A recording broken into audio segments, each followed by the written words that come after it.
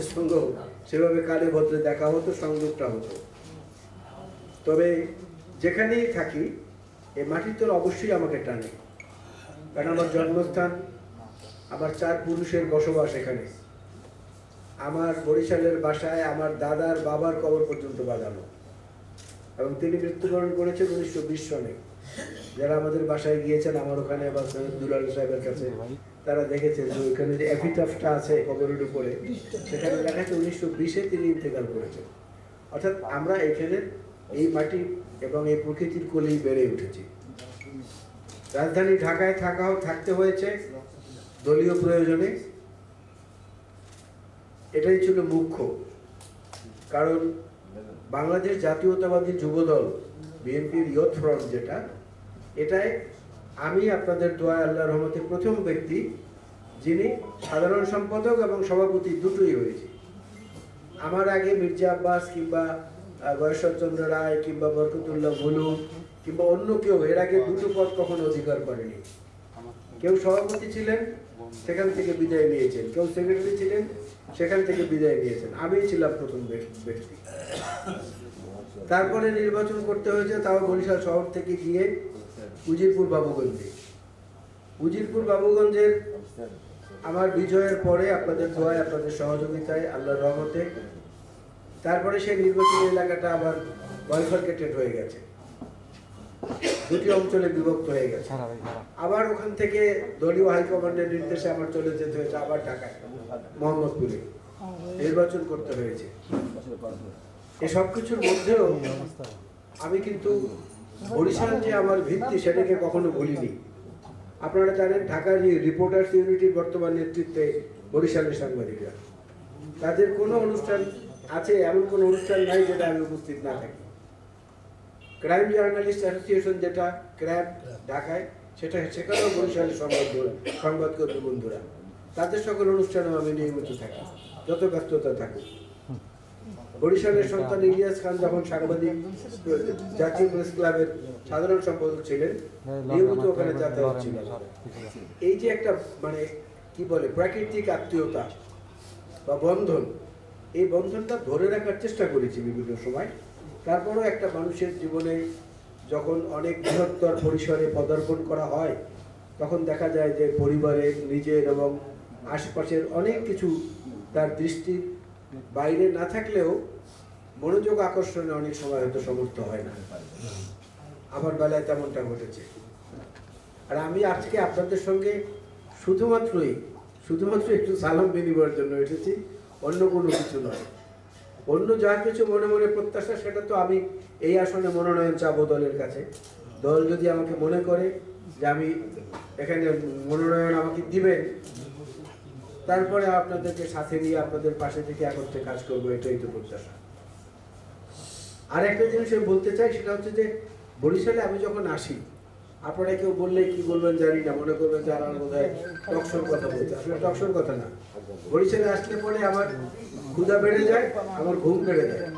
অবাক করা কেন, কাউকে বুঝাতে পারবো না। এটা কি মনস্তাত্ত্বিক নাকি পলিউশন কম এই জন্যে, কোনটা কারণ এটা আমি বুঝতে পারি না ঠিক। সত্যি সত্যি আমার ক্ষুধা এবং ঘুম বেড়ে যায়। এবং আমি কি কি জিনিস খাবার পছন্দ করি, সৈয়দ দুলাল সাহেব ওগুলো ঘরে এনে আগে রেডি করে রাখেন। আর যতদিন বরিশালে থাকি ততদিন আমি কিংবা আমার স্ত্রীর রান্না করা লাগে না, আমার বড় ভাবি রান্না করে আগাম পাঠিয়ে দেন। সকালের নাস্তা, দুপুরের খাবার, রাতের খাবার। পারিবারিক শিক্ষাটা তো আমরা এইভাবে পেয়েছি।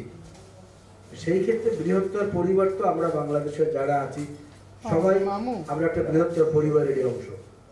দেশের ভালো চায় না এমন কোনো মানুষ, রাজনীতিবিদ হোক, সংবাদ মাধ্যম হোক, সংবাদকর্মী হোক, এমন কোনো মানুষ নেই। তবে এখানে আমার নিজস্ব একটা চিন্তা আছে। আমি মনে করি সংবাদ মাধ্যম সবসময় গণমাধ্যম হয়ে উঠতে পারে না। গণমাধ্যম কিন্তু সংবাদ মাধ্যমও থাকে, আবার গণমাধ্যমের চরিত্র তার মধ্যে থাকে। আমরা দেখেছি অনেক বরেণ্য প্রসিদ্ধ সাংবাদিকদেরকে যে পতিত সরকারের প্রধানমন্ত্রীর ওখানে গিয়ে বলেছেন প্রশ্ন করতে আসেনি, প্রশংসা করতে এসেছি। তারা গণমাধ্যম কর্মী কিনা এটা নিয়ে কিন্তু প্রশ্ন থেকে যায়। আবার যারা মানুষের মাঝে থেকে মানুষের কণ্ঠের সঙ্গে কণ্ঠ মিলাতে চেয়েছেন তারা সংবাদ মাধ্যমেরও কর্মী, আবার গণমাধ্যমেরও কর্মী। পরিণতি সবার কাছে সবার বেলায় সমানভাবে হয়তো পৌঁছতে পারেনি, কিন্তু এটা ঠিক, মানুষ মন থেকে যাকে ঘৃণা করে তার সঙ্গে কিন্তু শুধু লৌকিকতার সম্পর্ক থাকে। আর হৃদয় উৎসরিত যে ভালোবাসা, সেটা যার বেলায় প্রযোজ্য, তার সঙ্গে সম্পর্কটা লৌকিকতার না, তার সঙ্গে সম্পর্কটা হচ্ছে আত্মার। এই জন্য আমি প্রায় সময় বলি, রক্তের সম্পর্ক আপনারা আমার আত্মার আত্মীয়। আমি মতভিন্নতা পছন্দ করি, মতদ্বৈধতা পছন্দ করি, মতবিরোধ পছন্দ করি। এগুলো যদি না থাকে সেই সমাজটা একটা মরা সমাজ, মৃত সমাজ।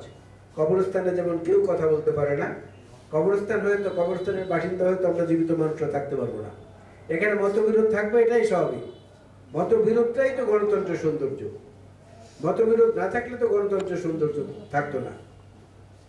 আপনারা জানলে অবাক হবেন যে ঐক্যমত কমিশনে আমাদের যে প্রতিনিধিরা গিয়েছে, বিশেষ করে সালাউদ্দিন সাহেব আমাদের স্থায়ী কমিটির সদস্য এবং ইসমাইল জবিউল্লাহ, দুজনকে আমি বলে দিয়েছিলাম যে আপনারা জাতীয় ঐক্যমত কমিশনে একটা প্রস্তাবনা দেন যে যে রাজনীতিবিদ নির্বাচিত হওয়ার পরে জনগণের সঙ্গে গণবিরোধী কর্মকাণ্ডে লিপ্ত হবে, জনগণের বিপক্ষে দাঁড়িয়ে, তার জন্য এমন একটা ভোটের ব্যবস্থা করা হোক যে ওই রাজনীতিবিদ কমপক্ষে 10 বছর রাজনীতি থেকে তাকে নিষিদ্ধ করতে হবে। প্রাচীন গ্রিসে এই পদ্ধতিটি ছিল। যখন সিটি বেস ডেমোক্রেসিটা ছিল, সেখানে এরকম ছিল যে কোনো অপছন্দের রাজনীতিবিদকে ওই সিটির নাগরিকরা ভোট দিয়ে 10 বছরের জন্য নির্বাসনে পাঠাতে পারতেন। আমি তো এরকম একটা ব্যবস্থা করেন, তাহলে বাংলাদেশে রাজনীতিবিদ আমরা যারা আছি, আমাদের মধ্যে যারা আমাদের মতো যারা খারাপ, তারা হয়তো একটু সংশোধিত হওয়ার একটা সুযোগ পাবেন। জানি না এখন সেই প্রস্তাবটা ঐক্যমত কমিশনে আসবে কিনা, তবে এটা আমার একান্তই নিজস্ব চিন্তা। আর যেটা সেটা হচ্ছে যে আপনাদের এইখানকার যে স্থাপনা, এটা তো আমাদের বহু আগে থেকে পরিচিত, বহু আগে থেকে এখানে আমরা জড়িত, বিভিন্ন সময় থেকে। যখন এখানে এরশাদ বিরোধী আন্দোলনের সময় আমরা তো দৌড়ে এসে প্রেস ক্লাবের মধ্যেই ঢুকতাম, যখন হামলা হতো বিভিন্ন সময়, সেই থেকে তো প্রেস ক্লাবের সঙ্গে একটা সম্পর্ক অবিচ্ছেদ্য। হয়তো নিয়মিত সেইভাবে সংযোগটা হয়নি, কিন্তু নিয়মিতই ছিল, এখনো আছে। আর আমি যখনই সুযোগ পাই, একটু আগেও আমি আনিসুর রহমান স্বপনের সঙ্গে কথা বলেছি, আমার বন্ধু মানুষ, আমরা একই ব্যাচের, তাকে বলেছি তো তোমার ওখানে তো একদিন আমার একটু আসতে ইচ্ছে করে। তো সেও আমাকে বলছে যে ঠিক আছে, রিপোর্টার সিকিউরিটিতে তো তোমার সঙ্গে একটা বসার ব্যবস্থা আমরা করছি। তো আমি আসলে কি বলবো, আজকে এখানে ঠিকভাবে বক্তব্য দেওয়ার জন্য আসি নাই, মূলত এসেছি সবার সঙ্গে কথা বলার জন্য, দেখা করার জন্য। চন্দ্রবের সঙ্গে তো কালকে দেখা হয়েছিল, বার লাইব্রেরিতে গিয়েছিলাম, তখন আমার পুরনো পেশার জায়গা, যেখানে গিয়েছিলাম কালকে অনেকদিন পরে, বেশ ভালো লেগেছে, অনেক কিছু পেয়েছি, দেখা হয়েছে, কথা হয়েছে। বরিশালের জাতীয় সমস্যা যেটা আমি সবচেয়ে যেটা মনে করি, তার মধ্যে আমার দৃষ্টিতে 1 নম্বর হলো বরিশাল মেডিকেল কলেজ। আমাদের খুব কষ্ট লাগে, একদম ছোট আমরা তখন ক্লাস 2-3-তে পড়ি, তখন দেখেছি ওই মেডিকেল কলেজের কাজ হচ্ছে 1962 সালে সম্ভব। আজকে এই হাসপাতালটাতে চিকিৎসা দরকার সবার আগে, এই ব্যাপারটা একটু আপনাদের লেখনে জোরদার করা হচ্ছে। কিন্তু হঠাৎ হঠাৎ দেখা যায় যে এটা একটা মানে কি বলে উদ্বুদ্ধ ঢেউয়ের মতো উঠে, কিছু পরে আবার মিলিয়ে যায়। এভাবে না, এটার মধ্যে যেন একটা সাস্টেনেবিলিটি থাকে। এটাকে ধরে রাখতে পারলে তাহলে এখানে চিকিৎসকদের পাঠানো বা অন্যান্য সরঞ্জাম যা আছে আর কি, লজিস্টিক্স, সেগুলোকে সচল করার একটা ব্যবস্থা করা যায়।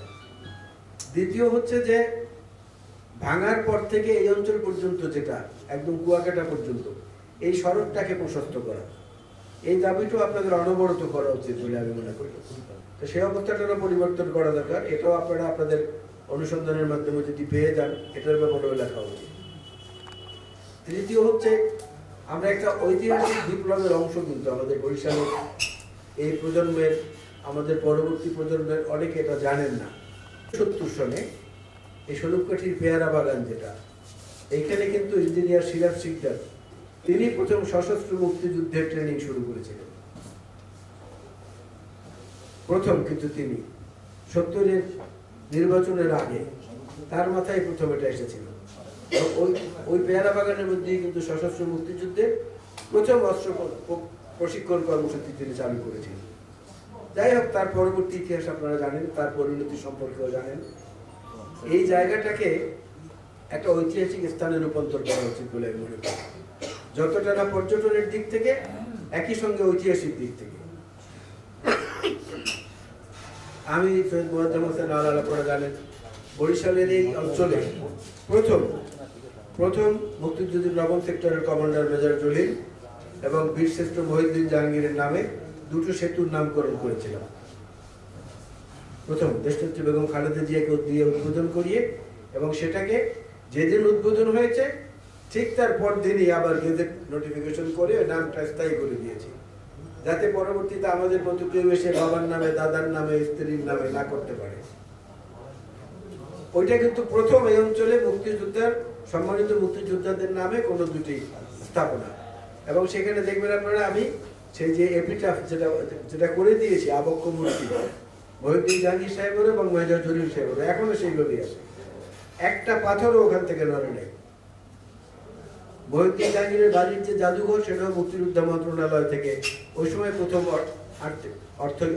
আর্থিক বরাদ্দ এনে ওই কাজটা শুরু করেছিলাম। এখন অবশ্য সেই কাজটা একটু ভাটা পড়েছে, আবার নতুন করে শুরু করতে হবে। এবং ওখানে নদী ভাঙনও হয়েছে, আমরা জানি নদী ভাঙন হচ্ছে, এবার পরেও পানি সম্পদ মন্ত্রণালয়ে আমি কথা বলেছি। আর এই জিনিসগুলো বরিশালের যে ক্যান্টনমেন্ট আছে, এই ক্যান্টনমেন্টগুলো আমি বলেছি যে 7 জন বীরশ্রেষ্ঠর মধ্যে যেহেতু 2 জন বীরশ্রেষ্ঠই বরিশালের, একজন এখানের, আরেকজন ভোলার, আপনারা জানেন। 7 জনের মধ্যে 2 জন কিন্তু বরিশাল বিভাগে। এটা আমাদের জন্য জাতীয় জীবনের একটা গৌরবের ব্যাপার। আরো বহু কীর্তিমান পুরুষ এই মাটিতে জন্ম নিয়েছেন, তাদের স্মৃতিগুলোকে যাতে অমলিন থাকে সেই ব্যাপারটা আমাদের সবার ঐক্যবদ্ধ প্রচেষ্টা থাকা উচিত। এখানে ধর্ম, বর্ণ কিংবা অন্য কোনো মতভেদকে আমার মতে গুরুত্ব দেওয়া উচিত না।